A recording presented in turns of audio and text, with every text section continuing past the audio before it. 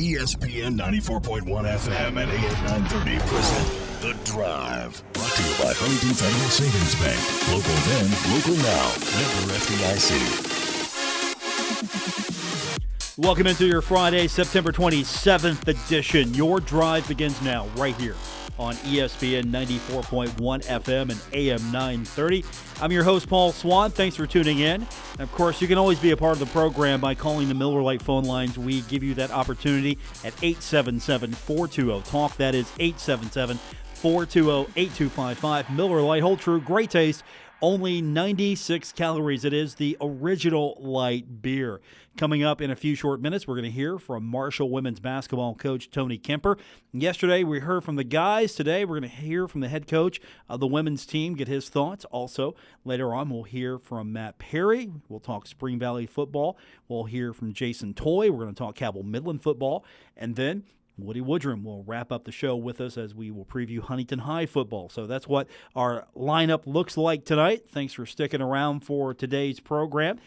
Busy day in Herd Athletics. Busy weekend, of course, but Southern Miss going to be on the court in less than an hour, probably already getting warm-ups going on as they will take on Marshall's volleyball squad. That's right, the first game that's being played on the new court, the new logo right there, center. A volleyball team will be on that first. And that's going to be a big deal. Marshall volleyball's been on the road forever, it feels like. So they will be opening up home play, taking on Southern Miss. And that's going to be an exciting one. And then baseball fans, you've probably already, if not on the road as we speak, already got your way closer to watch Marshall take on West Virginia. That's 6:30 tonight. And then Marshall soccer is at Old Dominion, the men's squad. They're taking on Old Dominion at 8 o'clock tonight. Of course, all those details you can get on herdzone.com. If you want to follow along, stats, live video, all of that's going to be happening tonight on the website there. So our website tonight, you can go to and log on to WRVC.com, and you can watch our game of the week. That's right. We have got Huntington High action tonight on the website. You can tune in to the radio, of course, that's what we invite you to do, or you can watch South Charleston at Huntington High. Go to the website, go to our Facebook page. Easiest way to find it, of course, is go to WRVC.com, and you can get the link there. So lots of action going on. You're covered tonight. There's nothing to say about nothing to do. You can't do it tonight. We've got you covered everywhere. And, of course, I'm excited to be talking to Tony Kemper here in the next few minutes. Now, I got to take care of some house cleaning business before we continue on. Now, earlier in the day, show producer Gabriel Sellards came over to me and presented me with a caffeinated beverage. And I said, "What's this for?" He said, "I'm apologizing in advance. I'm going to mess up a few times. The show's going to be terrible." And so I'm just putting him on blast right now, trying to get him in the right mindset. He's under the weather a little bit.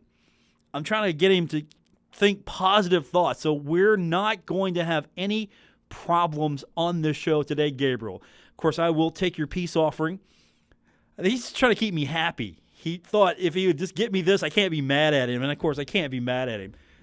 Not for long anyway, but we're going to have a great show because we got Tony Kemper on. Tony is, I'm not saying he's the type of guy that is a walking motivational poster, but every time I talk to the guy, I feel better. He can coach me in life any day, and so he's going to join us here the next few minutes, and I'm excited to talk basketball with him because here's the thing. Marshall women's basketball, we can't say Shayna Gore anymore. That's not happening anymore. We can't go Shayna Gore. Marshall women's basketball, Shayna Gore. No, can't do that. Shayna left a huge mark on this program, but she's not there anymore. It was the same thing with men's basketball. When I was talking to some of the guys yesterday, it's, hey, we can't talk John Elmore anymore. We can't talk C.J. Burks. We can't talk Rondell Watson. We can't talk about those guys. They were on that squad last year and for several years, and they meant a lot to the Marshall basketball program, but we can't do it anymore. Instead, we got to talk about Jansen Williams. That's who we got to talk about. We got to talk about Tavion Kinsey. We got to talk about those guys. Those are our heroes, and then some. And we'll go across the entire roster and line up who's going to be leaned upon to be the leader. But those are my guys I'm looking at. And, of course, Jared West. I can't forget about Jared West. He's probably going to be the de facto leader of the leaders just because he puts it out on the court every day. He leads by example. He goes out there and he overworks, overperforms because that's just the type of guy he is. That's the type of leader he is. So I'm going to put him as the leader of the leaders, the guy that everybody looks to the most, because if you're not anywhere close to what his work effort is, his standard, then you got some work to do. And so everybody needs to hit his mark because he's the one that's out there. I mean, come on, Jansen Williams said himself, joking yesterday, hey, guy gives the most effort. Yeah, well, that award goes to Jared West every day. Pretty much that's your guy. But we're going to find out on the women's side of things what's going to look like when we continue. We're going to be talking to the head coach of the Marshall women's basketball team, Tony Kemper. He comes up next here on The Drive, presented by Huntington Federal Savings Bank on ESPN 94.1 FM and AM 930. 35. The Drive with Paul Swann. Marshall Athletic Director Mike Hamrick. He knows. Paul's the best. On ESPN 94.1 FM and AM 930. Basketball practice is underway across the country, including at Marshall. And joining us now on the program is the head coach of the Marshall women's basketball team, Tony Kemper. And, Coach, this is going to be a difficult interview for me because usually I would just say, hey, Coach, Shayna Gore, and then you would fill in the blanks for me. I don't have that crutch anymore. Where's the leadership coming from on this squad now that Shayna's no longer there? Well, that's a good question, and that's fair. Shayna, you got to lump Taylor Porter in there for the year that she had a year ago too, and she's tremendous. She was tremendous in the leadership realm, but we have a really good nucleus of players back that have played quite a bit and played very well. They maybe just didn't, weren't in the scoring leadership role, so to speak. But I think, Kadasia Brooks, who's a senior, has really been good. She's a super smart basketball player. She basically can run our system from almost any position. She plays a lot of forward for us. She hit a ton of big shots a year ago for us as well, so she's been good. Kristen Mayo from over in Grayson, Kentucky. She's played a lot over her first 2 years. She's been solid. She had a tremendous practice today. She was all over the floor. And then, you kind of look at Taylor Pearson and Ashley St. Jean, who we're getting back this year off her knee injury. There's a lot of people that have been in key moments. And, I think it's a little bit by committee because we do have so many that have been there and understand what it's supposed to look like.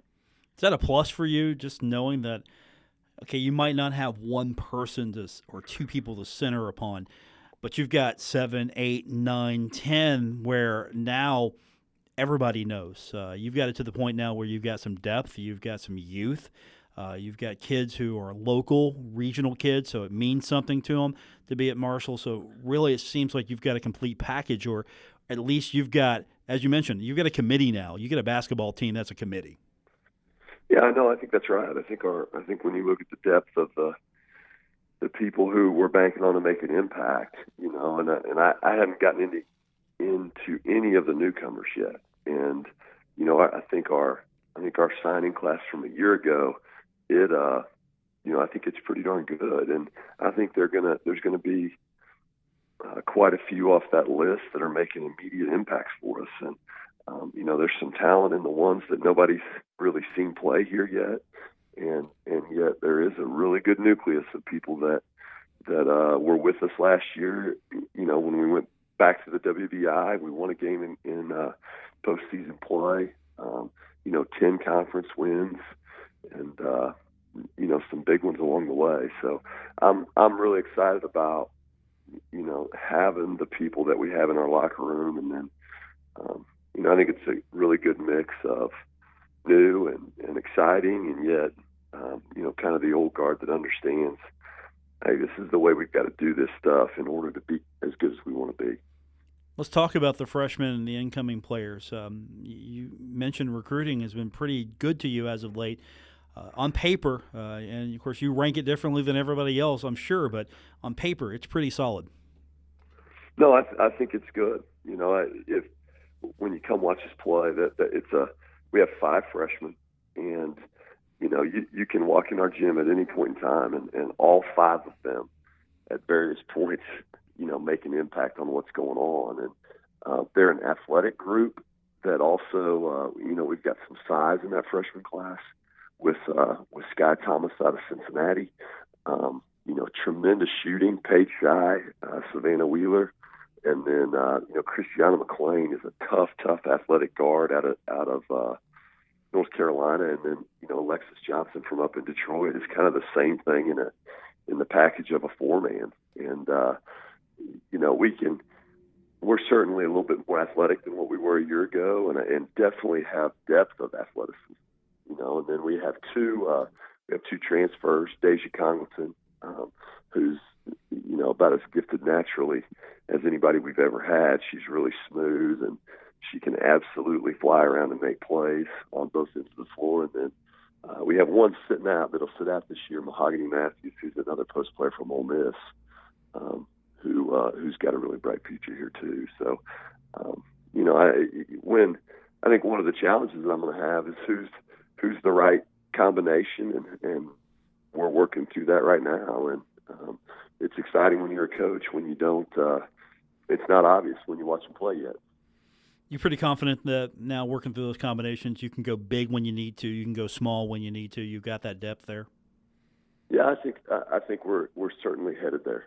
I think we're certainly headed there. And if you look at us, I know when we walk in the gym, we've added a lot more length than what we've had. And then, I think from a defensive perspective, I think that we've got a little bit more on-ball quickness to guard and things like that with, kind of throughout our roster a little bit. So I'm excited about probably the ability, maybe copying a little bit of what Coach D'Antoni does. You look out there and he plays really big at times. You look out there and he plays really small at times. And I think us like them, we've got a versatile roster that, you don't have to be a one-trick pony maybe. There's some nights where we can go big and it's an advantage, and there's some nights probably where we can get you with small, and that's an advantage for us too. So, we're working through that, and, I know I'm excited about the possibilities, and definitely not afraid after the year we had last year to mix it up. Marshall women's basketball coach Tony Kemper with us. A lot of things have been happening after the off season. Of course, you're going to benefit from a lot of it because some time and energy have been put into the Henderson Center to try to jazz it up, spruce it up. I don't know what would be the best word to use, but the court brand new, the logo I love the old school Marco and the new school M. Everything is pointing to a renewed energy about basketball, and we're talking just things that make the arena look better. Yeah. Oh, it looks great. We finally got in there this morning. We were able to practice in there for the first time this school year, and it's really exciting for our girls to be back in there, and it looks really, really good. I think going with the old school half and half, I guess. I think they came up with a great design, and it's colorful, it's bright, and certainly brings a lot more energy. Kind of a new look in there, so that's great. And then, getting ready to hit the road in there to go watch volleyball tonight, and I think that they're off to a tremendous start. It's a busy weekend and a fun one here. There's a lot of really good athletic stuff going on this weekend at Marshall. Yeah, you mentioned volleyball's taking place tonight, and are you a little jealous that Ari gets to play the first or coach the first actual game on that court, not you? I mean, you could have aced Dan a little bit if you guys planned this thing better. Well, listen, as much as Ari's had to been on the road, I'm not going to try to jump in line in front of her. She deserves to get home and play in front of these great fans here. And they've done a great job on the road of winning a lot of games, and I know they're excited to play at home. So I'll let her have it, and we'll be up there clapping for them. With the excitement of just sprucing up the Henderson Center, it's almost I don't know how to say this because a lot of your squad, they're not getting maybe just the newness of it because you've got a lot of new faces coming in. So for us, oh man, this is great. The old logo for them, it's like, oh yeah, this is nice. I mean, Yeah. I mean, they're not getting the excitement we are. Yeah, that's true. There's some education going on as far as what's how things are around here, but it's hard not to walk down there and not be excited about what it looks like. They've put up some. We've put some new signage in there too, and it really we've added a lot more Kelly green in there from what it was, I don't know, 5 or 6 years ago, and it really closes in the floor when you stand on the floor. Everything looks a little bit tighter in there, and that's a great place to play. When there's fans in there, and it can get really loud. And now I think just visually it kind of all closes down, and like I said, it's brighter now too. So that goes from the floor and the color that the wood is now, and the green and everything. So it's always been a great place to play, and I think they're definitely, when you look at the improvements of the scoreboard and what they did to the floor this year, it's only getting better. So we're excited to get to compete in there. Marshall women's basketball coach Tony Kemper joining us on the program now. You've got action coming up. It's quicker than we think. November 5th, you've got Kentucky Christian University to start things off in the Henderson Center, and we go from there. Schedule-wise, what are you excited about this year? Well, I think we've got a challenging schedule early. That we play 2 games at home, and then we go on the road to Ohio, which, if you're not a women's basketball savant, Ohio's tremendous in women's basketball. They beat Purdue at Purdue a year ago. Probably, I don't exactly know their win total, but it was probably 25, 26, 27, somewhere in there. And we played them in here a couple of years ago and kind of let them off the hook, honestly. So, that's a huge game and a huge challenge. And then, we play at Rutgers, which Rutgers was the top 25 team a year ago, and it's going to be fun. Kadeja Brooks, who's a fifth-year senior, I talked about her earlier. She's from Connecticut, and she came to Marshall, kind of went away from home to come here, and she came in a couple of years ago and said, let's get me home if you can, and we were able to do that at Rutgers, so I'm excited to get her back up there and play in her neighborhood against a good team. And, Towson at their place right before Christmas, that was another NCAA tournament team. So, it's going to be challenging, and yet I think there's some areas in there where this group can grow together. Marshall University women's basketball coach Tony Kemper joining us on the program. So I know it's only been a short period between getting to see them on the court together, but is this a group you feel like they're going to gel, they're going to really like each other? I mean, that was something I've noticed with years past that they really like each other, and you got so many new faces. So what's the challenge there for you to make sure that they're working as a team and they like each other? Yeah, we have 7 new faces, so that was a lot, and I have been really happy with and I think the ones that have graduated and are gone now, and the ones that are still here in the upperclassmen. The culture of our program, I think, gets a lot of credit for, people come in now and they kind of look around and say, okay, this is how we do it, and that's a positive thing. We work in the weight room.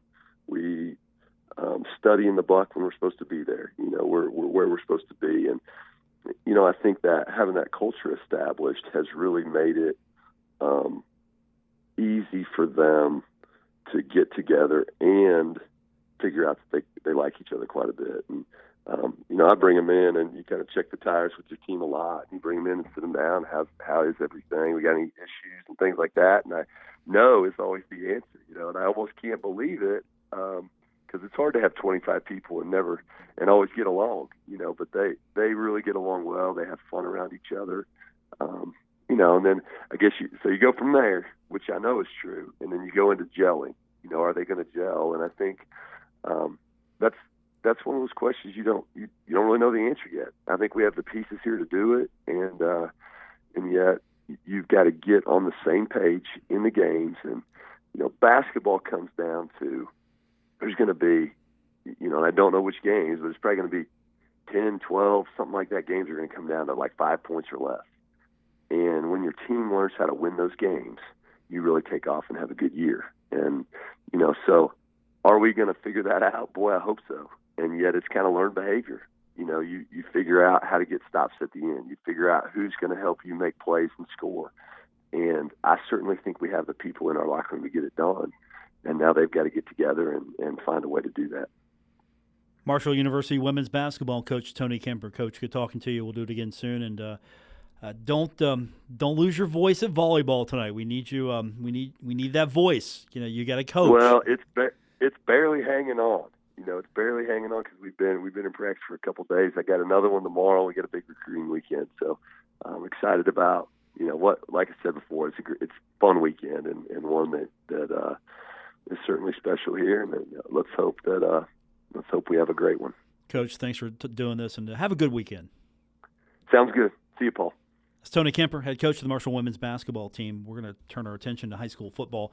We're going to hear from Matt Perry. We got Jason Toy. Those guys are going to check in when we continue with today's edition of The Drive, presented by Huntington Federal Savings Bank on ESPN 94.1 FM and AM 930. .net. We're taking Paul Swann everywhere. Download or subscribe to The Drive with Paul Swann on Apple Podcasts, Spotify, or wherever you get your podcasts.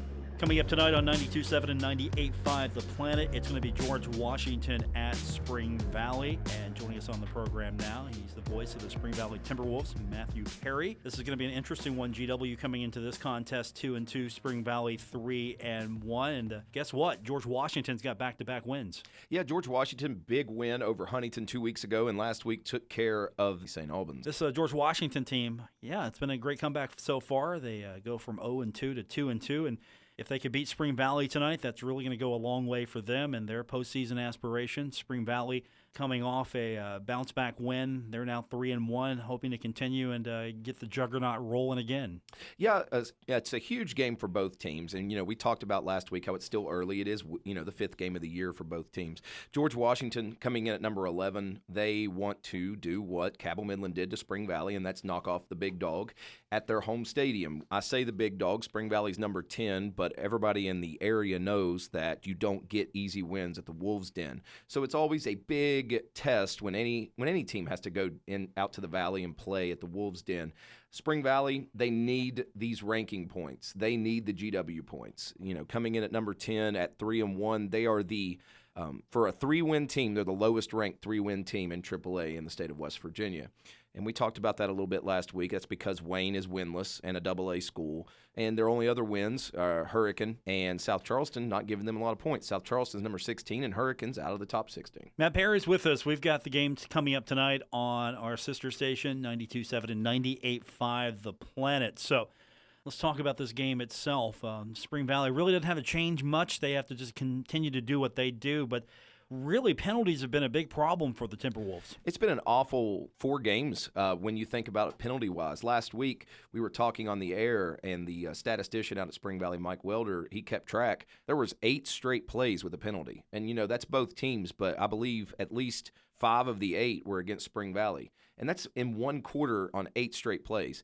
They've been making way too many mistakes when it has counted. There's been a lot of personal fouls, a lot of unsportsmanlike conducts, and that's something that comes with a younger team. But you can pretty much throw that excuse out the window at this point. You have 4 games under your belt. It's now time, you don't get to get away with that anymore, saying, oh, I was just in the heat of the moment. It's time to step up and stop making those crucial penalties because it's going to hurt you. It hurt them against Cabell Midland. Luckily, it didn't hurt them last week with the brouhaha against South Charleston, having a South Charleston player ejected and a bunch of pushing and shoving. It's just I'm not used to, and Spring Valley fans and our radio crew is not used to seeing Spring Valley play that type of mistake-ridden football. How do you fix it in such a short time? I don't know. The challenge that Coach Dingus has and that I think his whole coaching staff has is trying to get into the minds of teenagers saying, listen, you are costing your team. It is not a personal game. This guy might have ticked you off. This guy might be cut blocking you, and the refs aren't seeing it. You just got to move on. And so many after the whistle penalties, those aren't hustle penalties. Those are just I'm not thinking penalties. And that's something that drives Coach Dingus absolutely bonkers. It's true, because these are the things that really can hold a great team back and just make them a good team. And George Washington has shown that they're a better team than their 0-2 start, so they're coming in here tonight trying to knock off Spring Valley. But for Spring Valley to win this game, what do they got a key on tonight for George Washington? You have to stop the pass. George Washington, though they run the ball a little bit, they're mostly a pass-oriented team, much like South Charleston last week. So I'm not saying the exact same game plan, but you have to stop the pass first. They're led by R.T. Alexander. The Patriots are. He has 9 touchdown passes already this season, 610 yards on the young season. He's been showing that they can win through the air. You know, again, you don't beat Huntington by accident, and last week they had a great showing shutting out the Red Dragons up at St. Albans. So Coach Dingus has to make his kids aware, listen, they're going to fling the ball around the field, and we have to stop the passing game. I really don't think George Washington could put forth a running effort like Cabell Midland did a couple of weeks ago that could break the Wolves' backs. They don't have that type of danger on the running in the running game. But if you do not stop R.T. Alexander in that passing game, it could turn into a shootout, and Spring Valley does not want a shootout. Spring Valley's been very good at controlling the ball as well. They have 10 different guys out there running the ball. Usually the old saying is if you've got 2 quarterbacks, you don't have one. But for Spring Valley, they've got so many kids able to run the ball. Are they going to focus on maybe just having 1 or 2 carriers, or just, hey, we're just going to throw out as many guys as we can? I don't think this season they'll ever focus on just 2. Their 2 starters are Livingston at the tailback and Christopher at fullback. And Christopher, for the most part, other than when he's spelled by Cole Diamond, he is the starting fullback and he plays most of the snaps there. But with Livingston coming in as a wildcat, and last week he just played straight-up quarterback for 2 quarters, they bring in different running back combinations. They play both Brumfields, Zane and Brody Brumfield. Jace Caldwell got a couple of carries. Kobe Van Hoos got carries. Our kicker, I say ours, I apologize, alumni, but Zane Porter, the kicker, I mean, he's even ran the ball and he runs it effectively. And so when you have that type of talent and these kids that at the middle school level played skill positions, you take advantage of it. I tend to I don't disagree with the quarterback old saying that you said when it comes to college and above, but in high school, Coach Dingus and a program such as Spring Valley's can get away with that type of in and out because his coaching staff has him ready. Listen, next man up, you're going to go get some carries. Like last week we saw it. Cole Diamond got his first 2 ever touchdown runs, and this is a kid that doesn't even start in the backfield. Games tonight on 92.7 and 98.5 The Planet is George Washington at Spring Valley. I'm not one for giving a team an automatic win, but Bill Cornwell will not be in the booth tonight. He's instead taking care of some business over at Marshall University. He's filling in and covering volleyball tonight. So can we pin this in as an automatic win? You know, I joked at you earlier today, but, we've been keeping a running tally on the Bill Cornwell win-loss record. And he luckily got above 500 last week. But it's almost assured that Spring Valley wins tonight because Bill Cornwell chose volleyball over his radio crew, who is going to dearly miss him. It's the nicest thing you could say. I knew you would say something. Matt Perry's joining us. Matthew Perry is joining us in the game tonight on 92.7 and 98.5 The Planet. We turn our attention now to the Cabell Midland Knights. They face off against Capital. Capital coming into the contest 3-1. Cabell is 4-0. Game tonight on 97.9 The River, and Jason Toy joins us in studio for a preview of that matchup. And the Knights just keep on rolling, 4-0 now, and looking pretty good. Maybe they're going to be the odds-on favorite and make it to Wheeling if this keeps up. Well, I'll tell you what, it wasn't without it's been hard, I'll tell you that. Ever since the Spring Valley game, that was a huge win for them, and emotionally for this team because not a lot of people expected them to do a lot of things this year besides being about a 500 to 750 type ball squad, but they did a great job in that victory against Spring Valley. They've suffered injuries, though. They had 4 players that are banged up. 3 of them had surgery prior to the game last week against Hurricane, and a lot of those were offensive threats. So, and J.J. Roberts been hobbled a little bit. He's still been playing, but he's not full go. And last week they got the job done defensively, and that's one of the big things, a nice surprising thing this year I'll say surprising, but the nice bright point I think this year for Cabell Midland has been how tough their defense has been, and they did a great job last week. They've also blocked a punt and took it in for a touchdown. That was the big key in the win with the victory over Hurricane. But that was last week. This week, it's going to be a tough task. I mean, it's going to be hard. They're taking on a very good Capital squad. Capital might not have as much of the talent that they've had the last couple of years, but they still have a whole lot of talent. And they got some young players that are moving up. They got a quarterback that, before where they had Martin at quarterback, who's now at WVU, he's a dual threat. He can run, he can throw the ball. Now they got a quarterback that is young, as a sophomore, that loves to roll out, that loves to throw the football. And you'll see them put the football in the air quite a bit tonight for Capital, too. So I think it's one of the big matchups, the biggest matchups that we have in the state of West Virginia this weekend between Cabell Midland and Capital. And, Midland, number one in the state right now because of points. And that's, you compare things to Martinsburg, who's right there with them, just a couple of points or tenths of points back on the back end of them. It's tough. And we all know that it doesn't matter where you are right now. It's just who's going to go up against Martinsburg at the end of the year when we get up there. Yeah, the good news is if you're either one or two, you don't have to face off against them until the final. Yeah. If you get through or playoffs. Yeah. I mean, you get up there and have to make for teams in our part of the state to make that long of a ride up north. That's the one thing you try to avoid. So if you're Spring Valley, Cabell Midland, or Huntington, you definitely want to stay above that eighth mark when it comes to the playoffs because you don't want to make those long road trips like this. No, you want to be in the opposite bracket. Yes. You want to face off against everybody else, and they just have such a great home field advantage. And Wheeling and seems somebody told me they had 100. They have 135 players on their team this year at Martinsburg. I can see that. 135. Midland's got a great line. I mean, we got about 100 kids, but that's between freshman, JV, and varsity squads. And for the first year at Midland this year, our first time in a while at Midland, we've had enough players to actually fill a whole separate freshman squad too, which has been great. But to have 135 that they dress out on a varsity, man, that is a lot. Yeah. But they're in a situation where they're in a part of the state that is, let's just be honest, it's booming. It's economically, that's what progress looks like sometimes. You're able to get these players to make their way to your area from Washington and Virginia and other places in Maryland as well. Jason Toy is with us tonight. It's Capital at Cabell Midland. The important thing here at this one is, thankfully, this is a home game for the Knights tonight. Yeah, it's a part of a stretch.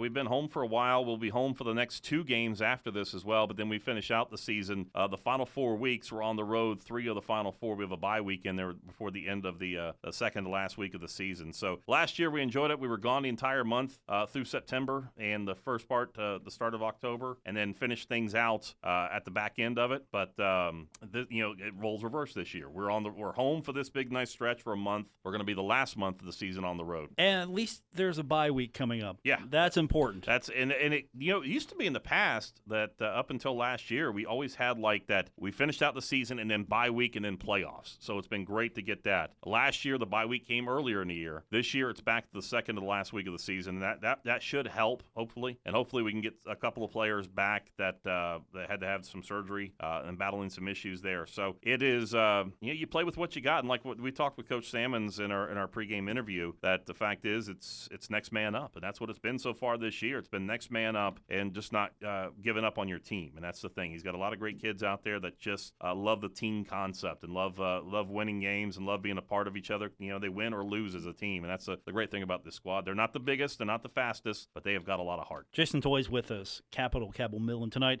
97.9 The River, 7 o'clock kick. That means you go on the air a little early. Yep, 6:30 we'll hit the air. And also, you can watch this one as well. We got video streaming for this one. Yeah, Kindred Digital Sports Game of the Week with Marshall Orthopedics. You can watch it on here on our Facebook page here on ESPN 94.1 FM and AM 930 on the websites as well at WRVC.com. You can watch it there, and look forward to always having fun when we can do the television side of things with this. And of course, the doubleheader. We've got Huntington High on the big TV as well too tonight, taking on not GW, taking on South Charleston. So it should be fun. Yeah, and 2 games for you tonight on the old WRVC.com. 2 games, and you don't have to dress up in a suit tonight. Yeah, that's a great thing about it. You never see us, and you don't want to see us. Jason Toy, he'll have the call tonight. It's going to be on 97.9 The River. It's Capital taking on Cabell Midland. We got more on the way. It's The Drive, ESPN 94.1 FM and AM 930.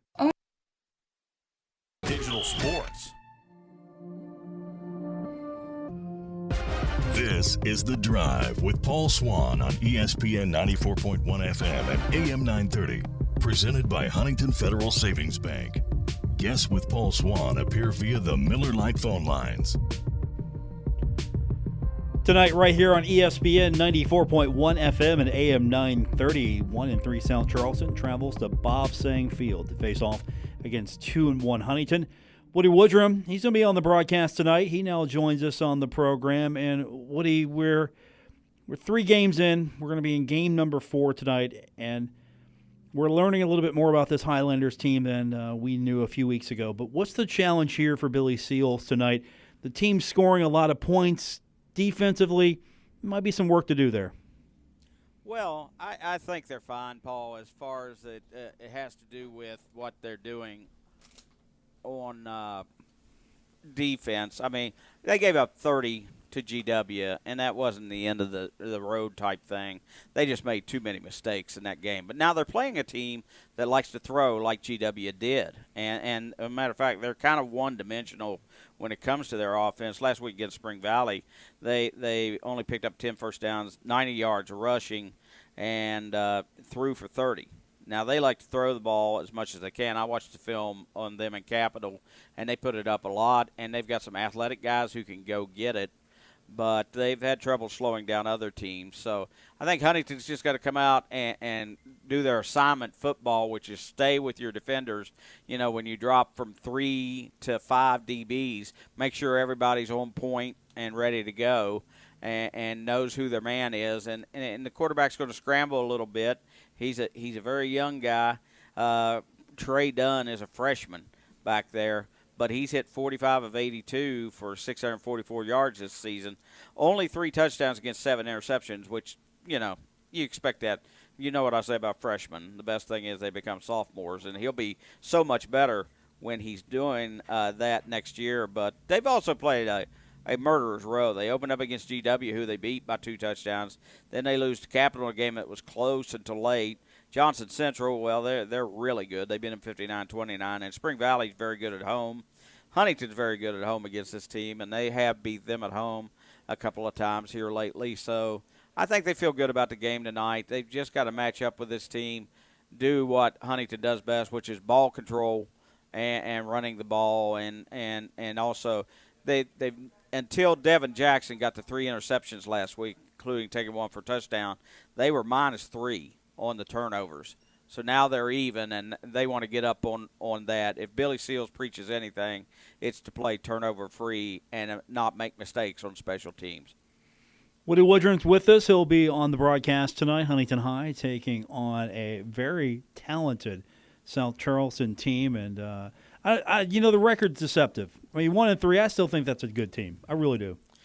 Billy Seals agrees with you. He thinks it's the best 1-3 team in the state. And it's like I say, they've got a ton of athletic kids. Caden Davis, a running back, really good player who also catches the ball out of the backfield.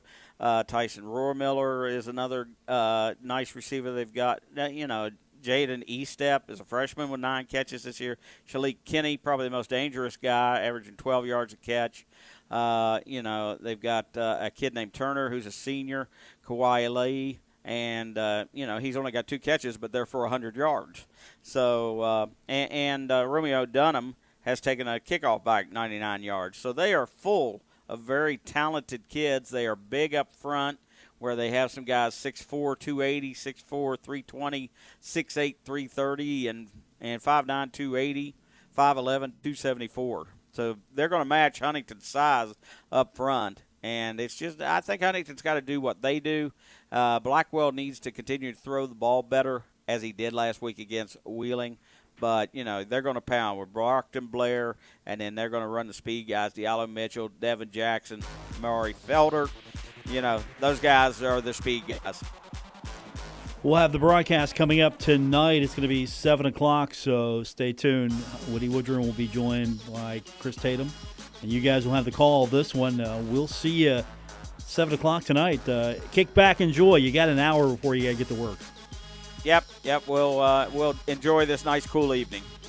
That's Woody Woodrum. He'll be on the broadcast tonight with Chris Tatum of Huntington High right here on ESPN 94.1 FM and AM 930.